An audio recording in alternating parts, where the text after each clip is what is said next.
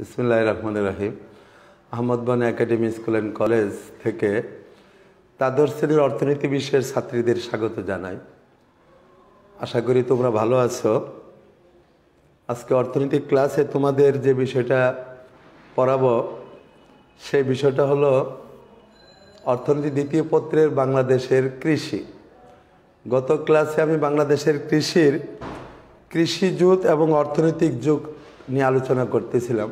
যান্ত্রিক অসুবিধার কারণে ক্লাসটা শেষ করতে পারি নাই। আজকে এই বিষয়ে একটু আলোচনা করব। তার পরবর্তীতে বাংলাদেশের কৃষি পণ্যের বিপণনের কী সমস্যা আছে সেই জিনিসটা সামান্য আলোচনা করতে চাই, সেই বিষয়টি।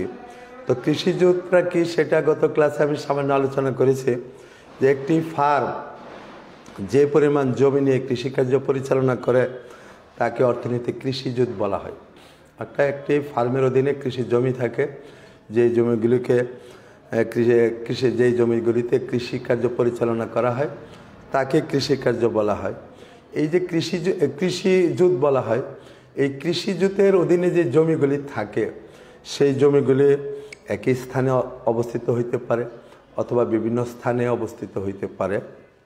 অর্থাৎ ফার্মের অধীনে যে জমিগুলি থাকে তাকে কৃষিজুত বলা হয়। সংক্ষেপে আমরা বলতে পারি একটি ফার্মের অধীনে যে পরিমাণ চাষযোগ্য বা আবাদযোগ্য জমি থাকে তাকে কৃষিজুত বলা হয়। অর্থাৎ কৃষিজুত হলো চাষযোগ্য জমিগুলি যেগুলি একটি ফার্মের অধীনে থাকে। আর অর্থনৈতিক জুতরা কি, যে কৃষির উৎপাদন, এই কৃষির উৎপাদনটা কৃষিজুতের আয়তনের উপর নির্ভর করে। কৃষিজুতের আয়তন যদি বড় হয় তাহলে সেখানে ভালোভাবে ফসল উৎপাদন করা যায়। আর যদি কৃষিজুতের আয়তনগুলি ছোট হয় তাহলে সেখানে কৃষকরা তাদের যান্ত্রিক পদ্ধতির চাষাবাদ, উন্নত সেচ পদ্ধতি এগুলি তারা ব্যবহার করতে পারে না। ফলে দেখা যায় যে এই সব কৃষিজুতের ফলন কম হয়ে থাকে। আবার কৃষিজুতের আয়তনগুলি যদি বড় হয় তো সেখানে বৈজ্ঞানিক পদ্ধতির চাষাবাদ, উত্তম সেচ ব্যবস্থা করা যায়, তারপর উত্তম বীজ, সার, কীটনাশক, ঔষধ এগুলি ব্যবহার করা যায়।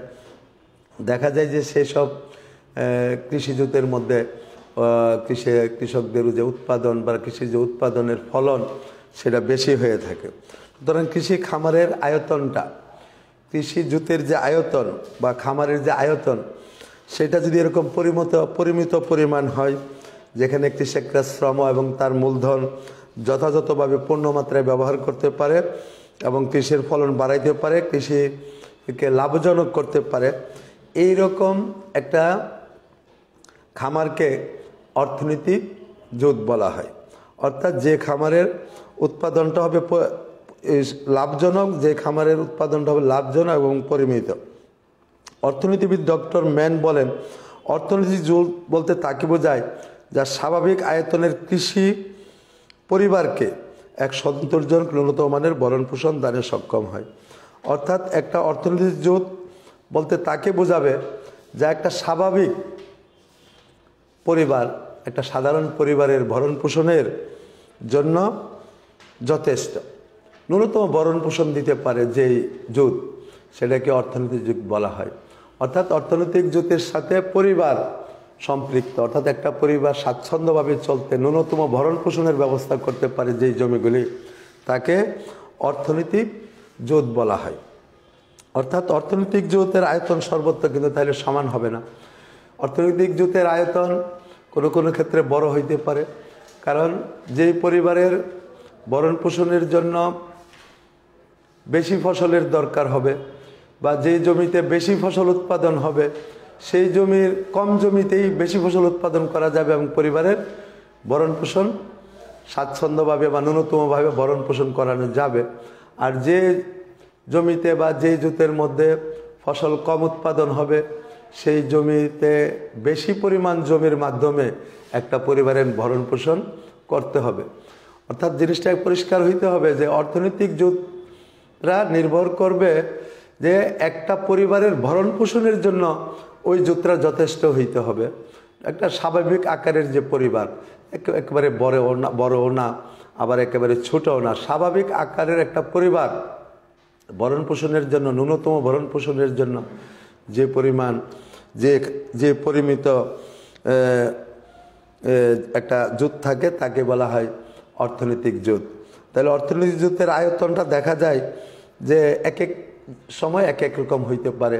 যেসব জমির ফসলের উৎপাদন বেশি উর্বর সেসব জমির জুত ছোট হইলেও একটা পরিবারের ভরণ পোষণ সম্ভব।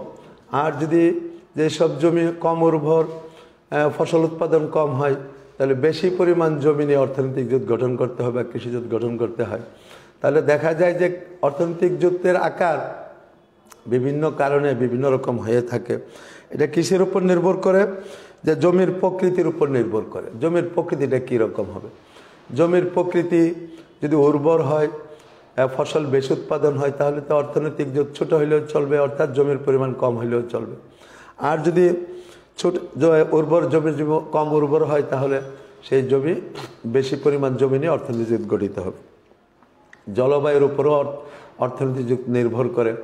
যেখানকার জলবায়ু কৃষি নির্ভর, অর্থাৎ কৃষির অনুকূল, সেখানে ফসল বেশি হবে। তাহলে ছোট আকৃতির বা কম আকৃতির, ক্ষুদ্র আকৃতির খামার নিয়ে অর্থনৈতিক জোট গঠিত হইতে পারে।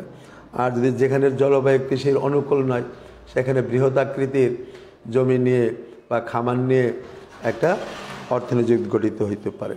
ভৌগোলিক অবস্থার উপর নির্ভর করে, চাষ পদ্ধতির উপর নির্ভর করে, পানি সেচের ব্যবস্থার উপর নির্ভর করে, শস্যের প্রকৃতির উপর নির্ভর করে, শস্যের চাহিদার উপর অর্থনৈতিক জোট নির্ভর করে।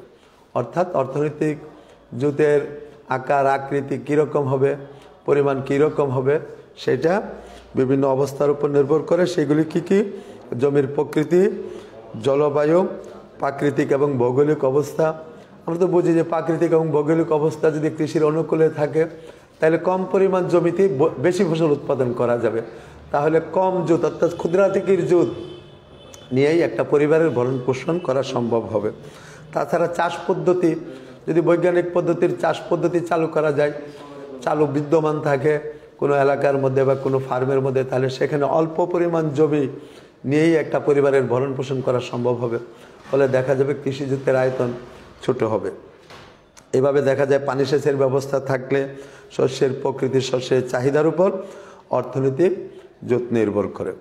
এখন আমি যে জিনিসটা আজকে আলোচনা করতে চাই, তাহলে অর্থনৈতিক জোট এবং কৃষি জোটরা কী জিনিসটা আমরা বুঝতে পারলাম। এটা একটু আবার বলি, যে সংক্ষেপে আমরা বলতে পারি যে একটি ফার্মের অধীনে যে পরিমাণ চাষযোগ্য জমি থাকে তাকে বলা হয় কৃষি জোট। একটি ফার্মের অধীনে যে পরিমাণ চাষযোগ্য জমি থাকে তাকে বলা হয় কৃষি জোট। আর অর্থনৈতিক জোট হলো এই পরিমাণ পরিমিত জমি যেখানে কৃষকরা তাদের শ্রম এবং মূলধন করে একটা স্বাভাবিক আকৃতির পরিবারের ন্যূনতম ভরণ পোষণের ব্যবস্থা করতে পারে যে জমিগুলির মাধ্যমে, তাকে বলা হয় অর্থনৈতিক জোট। বাংলাদেশের কৃষি পণ্যের বিপণনের কি কি সমস্যা আছে? কৃষি পণ্যের বিপণন মানে বাজারজাতকরণ, অর্থাৎ কৃষির ফসলের উৎপাদনের পর থেকে একেবারে ভোক্তার কাছে পৌঁছে দেওয়া পর্যন্ত যে কর্মগুলি থাকে তাকে বলা হয় বিপণন। অর্থাৎ ভোক্তার কাছে পৌঁছে দেওয়া, ক্রেতার কাছে পৌঁছে দেওয়ার যে এই সমস্যাটা, উৎপাদনের উৎপাদনের পর থেকে একেবারে ভোক্তার কাছে বা ব্যবহারকারীর কাছে, ক্রেতার কাছে পৌঁছে দেওয়া পর্যন্ত বাংলাদেশের কৃষিতে যে সমস্যাগুলি আমরা ফেস করে থাকি, যে সমস্যাগুলি আমরা দেখে থাকি, সেগুলি নিয়ে আজকে আলোচনা করতে চাই। যে বাংলাদেশের কৃষি পণ্যের বিপণনের অনেকগুলি সমস্যা আছে। তার মধ্যে দেখা গেল যে আমাদের কৃষি বাজার ব্যবস্থা অনুন্নত এবং ত্রুটিপূর্ণ। সেই ত্রুটিগুলি কি কি সেটা বলতে চাই। যে বাংলাদেশের কৃষি পণ্যের বিপণনের প্রধান যে সমস্যা, সেই সমস্যাটাই হলো যে মধ্যবর্তী ব্যবসায়ী এবং দালালদের দৌরাত্ম্য। যে বাজারের মধ্যে এই বিপণন করতে গিয়ে দেখা যায় যে মধ্যবর্তী কিছু ব্যবসায়ী আছে এবং দালাল আছে, যারা নাকি কৃষকদের কাছ থেকে এই শস্যগুলি বা উৎপাদিত ফসলগুলি কম দামে ক্রয় করে। তারা এরকম সিন্ডিকেট তৈরি করে যে তাদের কাছেই কৃষকরা এই দ্রব্যগুলি বিক্রয় করতে বাধ্য হয় এবং তারা এই দ্রব্যগুলি কৃষকদের কাছ থেকে ক্রয় করে বেশি দামে তারা আবার এগুলি বিক্রি করে থাকে। এই সমস্ত মধ্যবর্তী ব্যবসায়ীরা হইল ফরিয়া, দালাল মজুতদার, আড়তদার, ব্যাপারী প্রভৃতি বিভিন্ন নামে তারা পরিচিত। তারা আমাদের এই গ্রামের কৃষকদের অসচ্ছলতার সুযোগ নিয়ে, আমাদের কৃষকরা অসচ্ছল, তাদের আর্থিক অবস্থা দুর্বল, তারা দেখা যায় এই সুযোগটা কাজে লাগায় এবং তারা তাদের কাছ থেকে কম দামে এই সকল দ্রব্য বা উৎপাদিত ফসল ক্রয় করে এবং তারাই এই ফসলের যে আসল লাভ সেটা বুক করে থাকে। তাছাড়া 2 নম্বর আরেকটা সমস্যা হলো আমাদের অনুন্নত পরিবহন এবং যাতায়াত ব্যবস্থা। আমাদের কৃষকরা গ্রামাঞ্চলে তারা কৃষিকাজ করে থাকে, তো দেখা যায় যে গ্রামের অনুন্নত পরিবহন ব্যবস্থা বিদ্যমান, সেখানে যাতায়াত ব্যবস্থা ভালো নয়, যার জন্য কৃষকরা তাদের উৎপাদিত ফসল যেখানে বিক্রি করলে তারা বেশি দাম পাবে দূরবর্তী বাজারে, যেখানে নাকি ব্যবসায়ীরা থাকে, সেই সব জায়গায় তারা অনুন্নত পরিবহন এবং যাতায়াত ব্যবস্থার কারণে তারা নিয়ে যেতে পারে না আমাদের কৃষকরা। ফলে তারা দেখা যায় স্থানীয় বাজারে অল্প দামে তাদের উৎপন্ন দ্রব্য বিক্রি করতে বাধ্য হয়, এটা একটা সমস্যা। তারপরে সুসংগঠিত বাজার ব্যবস্থা। আমাদের বাংলাদেশের বাজার ব্যবস্থাগুলি সুসংগঠিত নয়। মধ্যবর্তী ব্যবসায়ীরা নানা অসৎ উপায় অবলম্বন করে পণ্যের ন্যায্য মূল্য থেকে আমাদের কৃষকদেরকে বঞ্চিত করে। তারা এই ব্যবসায়ীরা আড়তদারি প্রথা আছে, পাল্লাদারি প্রথা, জারুদারের মজুরি, ধর্মশালার চাঁদা প্রভৃতি বিভিন্ন নামে তারা মোটা অঙ্কের একটা টাকা কৃষকদের কাছ থেকে নেয়, যে এর আড়তদারি দেন, পাল্লাদারি দেন, যারা নাকি পাল্লা দিয়ে মাপে তাদেরকে একটা টাকা দিতে হয়, ঝাড়ুদার যারা বাজারকে ঝাড়ু দেয় তাদের জন্য কিছু মজুরি দিতে হয়, ধর্মশালার চাঁদা তারা নিয়ে থাকে এই কৃষকদের যারা নাকি ফসল বিক্রি করতে বাজারে নিয়ে যায় স্থানীয় বাজারে তাদের কাছ থেকে। এভাবে দেখা যায় আমাদের কৃষকরা তাদের প্রকৃত মূল্য থেকে, বাজার মূল্য থেকে বা ন্যায্য মূল্য থেকে বঞ্চিত হয়। তারপরে আমাদের ত্রুটিপূর্ণ ওজন ব্যবস্থা বাংলাদেশে বিদ্যমান। আমাদের বাংলাদেশের ওজনের যে পদ্ধতি, সে পদ্ধতিটা ত্রুটিপূর্ণ। বিভিন্ন প্রকার ওজন ব্যবস্থা সেখানে বিদ্যমান। যেমন আমাদের কোথাও দেখা যায় 37 কেজি, কোথাও দেখা যায় 36 গ্রামে 1 কেজি, 37 কেজি, কোথাও 37 কেজি, কোথাও 37 কেজি, কোথাও 37 কেজি, আবার কোথাও হলো 37 কেজি 370 গ্রাম, আবার কোথাও 40 কেজিতে 1 কুইন্টাল ধরা হয়। ওজন পদ্ধতির এরূপ ভিন্নতার কারণে দেখা যায় যে আমাদের কৃষকরা পণ্যের ন্যায্য মূল্য থেকে বঞ্চিত হয়। তারপর গুদামজাতকরণ এবং সংরক্ষণের সমস্যা। আমাদের কৃষকরা তাদের উৎপাদিত ফসল যখন উৎপাদনের সময় বা ফসল কাটার সময় হয়, তাহলে তখন উৎপাদিত ফসলের দাম কম থাকে, অর্থাৎ তারা কম দামে এই ফসলগুলি বিক্রি করে দিতে হয়। যেহেতু গুদামজাতকরণের যদি ব্যবস্থা থাকতো বা সংরক্ষণের ব্যবস্থা থাকতো, তাহলে তারা এই ফসল কাটার সময় যেহেতু তারা বেশি ফসল উৎপাদন করে আনে, তারা সেগুলি রাখার জায়গা থাকে না, থাকার কারণে দেখা যায় তারা অল্প মূল্যে তারা এই ফসলগুলি বিক্রি করে, জমির উৎপাদিত কৃষির ফসলগুলি, এবং কৃষকরা তাদের এই ন্যায্য মূল্য থেকে বঞ্চিত হচ্ছে।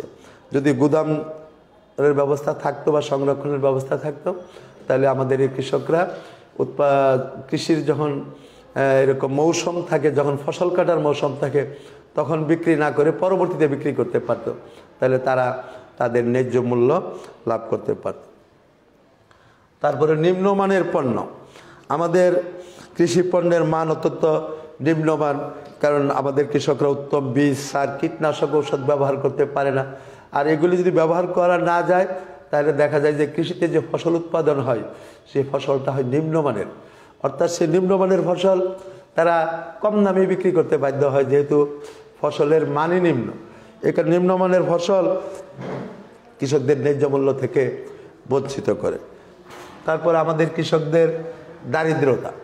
আমাদের দেশের কৃষকরা বেশিরভাগ কৃষকই দরিদ্র। তাদের পরিবারের ভরণ পোষণের পর তারা তাদের আর্থিক সচ্ছলতা বজায় রাখতে পারে না। ফলে দেখা যায় জমির ফসল যখন তারা চাষ করে, ওই ফসলের উৎপাদন করতে তাদেরকে বিনিয়োগ করতে হয়। আর সেই বিনিয়োগের কারণে তারা এই যে ফসলটা যখন উৎপাদন হয়, তখন তারা যেহেতু আগে থেকে ঋণগ্রস্ত হয়ে যায়, তারা এই ফসলটা ধরে রাখতে পারে না এবং তারা খুব দ্রুত এই ফসলকে বিক্রি করে দিতে হয়, যার জন্য তারা ন্যায্য মূল্য থেকে বঞ্চিত হয়। কৃষকদের মহাজনদের নিকট থেকে ঋণ গ্রহণ, যে কথাটা বলছিলাম যে আমাদের কৃষকরা দরিদ্র হওয়ার কারণে দেখা যায় তাদের এই পরিবারের ভরণ পোষণের জন্য বা প্রয়োজন মেটানোর জন্য কৃষির ফসল উৎপাদন হওয়ার আগেই তারা গ্রামের মহাজনদের কাছ থেকে ঋণ গ্রহণ করে থাকে, যে আমার ফসল যখন আসবে তখন এই মহাজনরা এই ফসল কিনে নেবে। আগে থেকে তাদের কাছ থেকে, অর্থাৎ অল্প দামে অর্থাৎ কম মূল্যে তারা ফসল জমিতে থাকা অবস্থায় মহাজনদের কাছে বিক্রি করে, অথবা মহাজনদের কাছ থেকে অগ্রিম ঋণ নিয়ে আসে। এই ঋণ নিয়ে আসার কারণে কম মূল্যে মহাজনদের কাছে তাদের উৎপাদিত ফসল বিক্রি করতে হয়। এটা আমাদের বাংলাদেশের কৃষি পণ্যের একটা সমস্যা। তারপরে বাজার সম্বন্ধে কৃষকদের অজ্ঞতা। আমাদের কৃষকরা, বাংলাদেশের কৃষকরা বাজার সম্বন্ধে অজ্ঞ। কখন ফসলের দাম বাড়বে, কোন বাজারে ফসলের দাম বেশি, কোন বাজারে পণ্যের দাম বেশি, আবার কখন বেশি হবে সময় এবং বাজারের অবস্থান সম্বন্ধে আমাদের কৃষকরা দেখা গেল যে তাদের জ্ঞান নাই। অর্থাৎ প্রচলিত দাম, ফটকা বাজারের অবস্থা প্রভৃতি সম্বন্ধে আমাদের কৃষকরা অজ্ঞ। ফলে ব্যবসায়ীগণ অতি সহজে কৃষকদেরকে ন্যায্য দাম থেকে বঞ্চিত করে। তাছাড়া দেখা যায় যে সরকারি নীতি, আমাদের কৃষি পণ্যের বাজারজাতকরণের সরকারি একটা নীতি থাকা দরকার। আমাদের বাজার নিয়ন্ত্রণের জন্য সরকারের সুসংগঠিত নিয়ন্ত্রণ যদি থাকে তাহলে আমাদের কৃষকরা পণ্যের ন্যায্য মূল্য পাবে। দেখা যায় সরকারি নীতির অভাবেও আমাদের কৃষকরা তাদের ন্যায্য মূল্য থেকে বঞ্চিত হয়। তাছাড়া পণ্যের শ্রেণী বিভাগ এবং নমুনাকরণের অভাব। কৃষিতে যে সকল ফসল উৎপাদিত হয়ে থাকে সেই সকল ফসলের একটা শ্রেণী বিভাগ করতে হয়। অর্থাৎ যেই জমির ফসল একটু ভালো, পণ্যের মান উন্নত, সেগুলিকে একদিকে, আবার অন্যদিকে যে সকল পণ্যের একটু নিম্নমানের সেগুলিকে আলাদা করা। অর্থাৎ এই শ্রেণী বিভাগ আমাদের এই কৃষি ক্ষেত্রে আমাদের কৃষকরা সেটা করতে পারে না। অর্থাৎ উৎকৃষ্ট পণ্য এবং নিম্নমানের পণ্য আমাদের কৃষকরা একই দামে বিক্রি করে থাকে। ফলে কৃষকরা তো তাদের এই ন্যায্য মূল্য থেকে বঞ্চিত হচ্ছে। আবার কৃষিজাত পণ্য আবার আরেকটা পয়েন্ট আছে, কৃষিজাত পণ্য প্রক্রিয়াজাতকরণ। কৃষি পণ্যকে প্রক্রিয়াজাত করতে হয়। আমাদের দেশে কৃষি পণ্যের প্রক্রিয়াজাতকরণের কোনো ব্যবস্থা নাই। প্রক্রিয়াজাতকরণের অভাবে আমাদের দেশে উৎপাদিত কৃষি পণ্যের মান উন্নত হইতে পারে না। ফলে দেখা যায় কৃষকরা তাদের পণ্যের ন্যায্য মূল্য থেকে বঞ্চিত হচ্ছে। এভাবে আমরা কি বাংলাদেশের কৃষিতে যে বিপণনের যে সমস্যা, সেই সমস্যাগুলি আলোচনা করলাম। যে কি কি সমস্যা পাইলাম আমরা দেখতে পাইলাম যে প্রথম সমস্যা হল মধ্যবর্তী ব্যবসা এবং দালালদের দৌরাত্ম্য। এটাই বাংলাদেশের কৃষিপণ্য বিপণনের প্রধান সমস্যা। আমরা যা দেখি সেটা কৃষিপণ্য বিপণনের প্রধান সমস্যা হলো সেটা যে মধ্যবর্তী ব্যবসায়ীরা বাংলাদেশের কৃষকদেরকে তাদের পণ্যের ন্যায্য মূল্য থেকে বঞ্চিত করতেছে। তারা কম দামে তাদের স্থানীয় বাজারে আমাদের কৃষকদের কাছ থেকে এই ফসলগুলি কম দামে ক্রয় করে থাকে এবং তারা নিজেরা এইগুলি বেশি দামে বিক্রি করে সেই কৃষির যে ফলন থেকে যে লাভ, সেই লাভটা তারাই গ্রহণ করে থাকে, আমাদের কৃষকরা বঞ্চিত হয়। আর দ্বিতীয় যে পয়েন্টটা সবচেয়ে গুরুত্বপূর্ণ আরেকটা পয়েন্ট, অনুন্নত পরিবহন এবং যাতায়াত ব্যবস্থা। আমাদের আমাদের গ্রাম অঞ্চলে যেহেতু কৃষকরা বেশিরভাগ বসবাস করে, তারা অনুন্নত পরিবহন এবং যাতায়াত ব্যবস্থার কারণে এই উৎপাদিত ফসল তারা যে দূরবর্তী বাজার, যেখানে নাকি পণ্যের ন্যায্য মূল্য পাওয়া যেত, সেই জায়গায় বা সেই বাজারে তারা নিয়ে যেতে পারে না পরিবহন এবং যাতায়াতের সমস্যার কারণে।